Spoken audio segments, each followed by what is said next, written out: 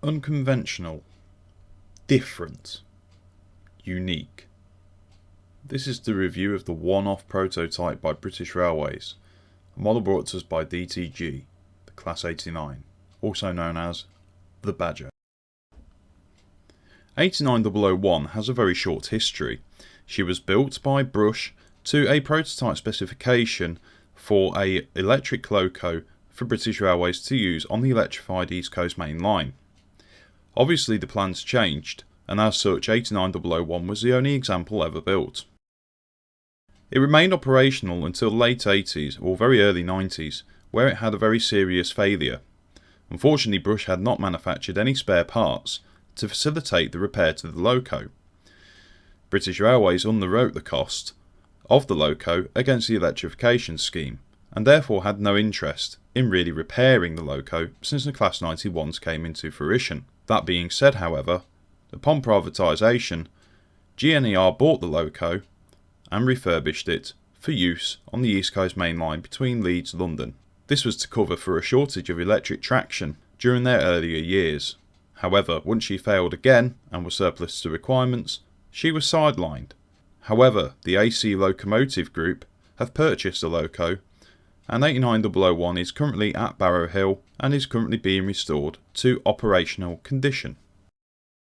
The DLC pack for the Class 89 is on the Steam store for $11.99. For this money you get quite a highly detailed, or what I'd say is fairly highly detailed, model of the Class 89. DTG have taken a lot of effort, it seems, to model this loco. There is a nice amount of detail, highly detailed, around the underframe area and also on the sides of the loco where the vents are. I'll come on to the cab shortly, but as you can see by this roaming around of the outside of the loco, the detail around the underside or below sole bar is actually really well done. I have to commend DTG. This is actually quite a decent model. Whilst I was expecting that, I wouldn't say I was expecting it to be absolutely fantastic.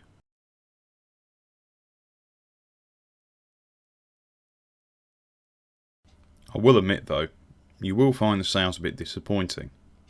But once again, I'll get on to that point after we've visited the cab.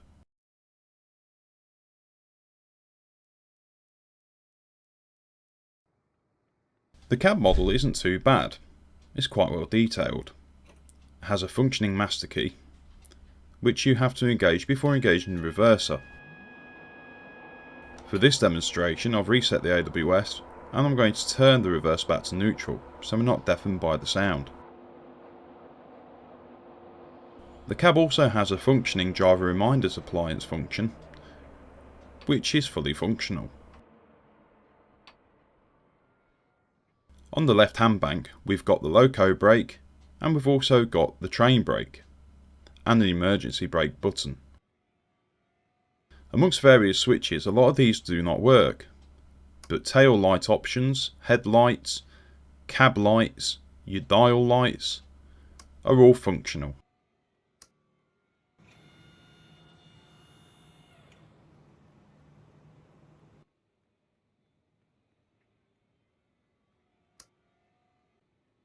The parking brake is also functional.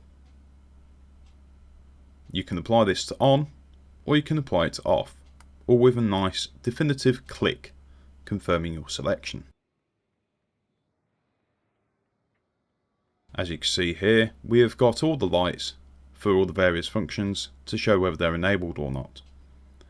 Your ammeter is very small on this loco, and it's next to the speedo centre left. This also comes with a speed selector, which is a little bit of a faff to operate by hand and mouse. However, this function is also controllable on your keyboard by increasing the speed set limit by pressing Y, and to decrease it by pressing C. I have to admit that I'm finding the textures very disappointing, which is a great shame. I find that the textures have let down the model somewhat. As you can see here, very pixelated number on the side. And to me that's always a bad sign. And just look how glossy, apologies for dodgy camera work, but look how glossy the side is. The alpha layer seems a bit too shiny just for my liking. But as you can obviously tell, if you zoom in or look at it down the side, you get that weird blurriness, which normally is a sign of poor texturing to me, poor textures on the model. But that could also be my setting. It's a great shame that this Loco is only coming with one livery. It has also carried Intercity Swallow, and has also carried GNER Blue. And perhaps I'm expecting too much from DTG, but one would have expected slightly more livery variety in the pack, and one wouldn't have minded paying a little more for the DLC had it come with a second or even a third livery. The pack does come with a small selection of rolling stock for scenarios. This includes a Mark 1 BG vehicle reskinned into Intercity livery, same as Loco Hauled Mark 3s. I will admit these are recycled assets, which is something that we should be quite used to. Obviously these are slightly older models, and obviously the textures are not always that brilliant. These items have been superseded by products by Armstrong Powerhouse, both Mark 3s and also Mark 1s. I will admit that the usual style and detail on the livery's textures supplied by DTG is lacklustre. Whilst they do look good passing by, I do think they could always do better. But again, the product is only $11.99. I suppose we should be thankful that we are getting rolling stock with it in the first place. Most developers do sometimes charge around about £15 just for a Loco sans rolling stock. That aside, this does mean that you do have quick drive consists and also consists ready made in editor. Plonk down, click and play. This makes things a lot easier for people who, if you're like me, sometimes just want to take something for a drive rather than faff about in editors for the sake of putting down some carriages and spending 10 to 15 minutes trying to load everything up. Overall, the rolling stock is basic yet functional. You can use it straight out the box with no issues. There is a 47 which forms part of the function of the rakes used in the scenarios. However, the less said about it, the better. It's not exactly high quality, and it's not supposed to be. It's just there for added effect.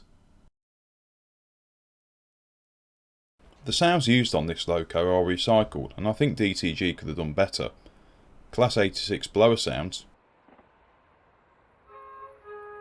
and a weird mix of a Class 91 horn. They could have done better with what they had in their arsenal of sounds for this purpose. This excerpt from the manual for the Class 89 is quite interesting. The way I read it seems to me like DTG just want to wash their hands of any responsibility of applying decent sounds or more applicable sounds to the Loco. Which, I know there are limitations, but I will admit I do find it grossly disappointing that the only sounds they found applicable to use for this Loco was a Class 86 blower sound which has been around since the very early days of Rail Simulator, something that I find highly irritating and highly annoying. It's like hearing a hairdryer blow in your ear constantly whilst you drive for an hour, not something that grates well when you purchase a Loco. That being said though, the Loco is fun to drive. It's something you can just plonk down and take for a bit of a spin. It's unique, it's different, and it's something that can get the modern enthusiast slightly excited. It is the one Loco I am surprised that no one else had decided to make beforehand. Despite this being a one-off Loco, it did leave a great gap in the history of East Coast mainline motive power, and whilst it does have some minor points to it, I do believe DTG have made a very nice model. It is going to be widely appreciated by modern enthusiasts, young and old, who remember and have an appreciation for this locomotive.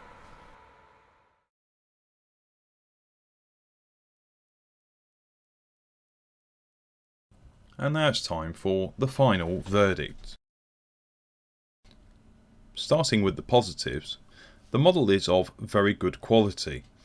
The cab model is actually pretty decent, as is the detailing on the bogies and anywhere below sole bar level. The body itself isn't too bad. Of course, it was quite a smooth casing anyway and wasn't an overly complex looking Loco. Vents are all good and the roof detail is in keeping with the actual Loco itself. This is a unique subject basis. A unique model is always a good thing. It stands out from the crowd.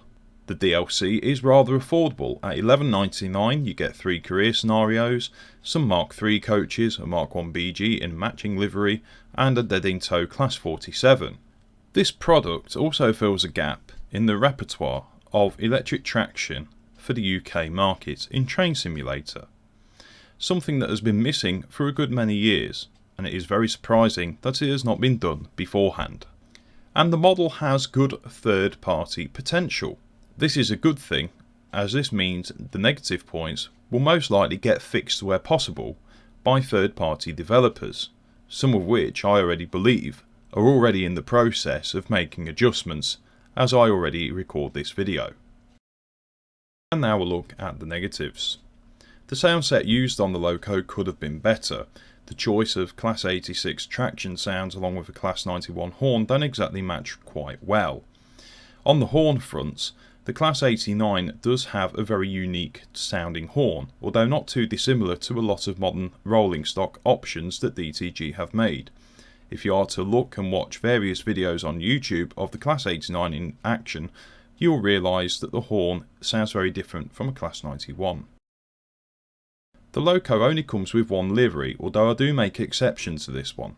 Despite the fact that the Loco did carry Intercity Swallow and GNER livery, I will admit it would have put the price up, and I think for $11.99 what we do have is actually pretty decent, so I will take exception on this point. The locomotive could have been more advanced features could have been implemented on this Loco should DTG have wanted to have made a more advanced interface. This would have made the Loco a little bit more engaging. And lastly, standard scenarios could have been supplied. It's okay supplying career scenarios, which in themselves are actually quite good, but for some players, like myself, the career scenarios are very annoying.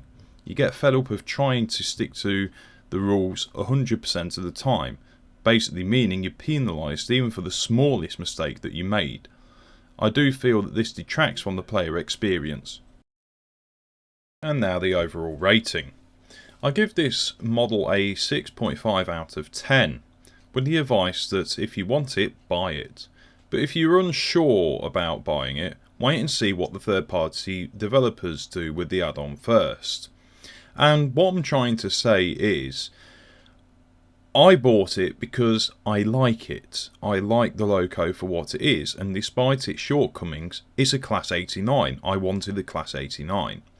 But there are people who are probably wondering, well, it's not really worth $11.99, or I'll pay a bit more if it has got better sounds, or it's got another livery with it, or it's got updated textures. And I agree, so I gave a very moderate and conservative 6.5 out of 10 for this one, because it depends. It's in the eye of the beholder whether you buy this one or not. I recommend that you do buy it, and I also recommend that you don't buy it, depending on your disposition to the Loco, and whether or not you want to see if any third-party developers actually enhance the model any further. This has been a Brucie-Magik production. Thank you very much for watching my video. Please subscribe to my YouTube channel for more material to watch. See you again next time.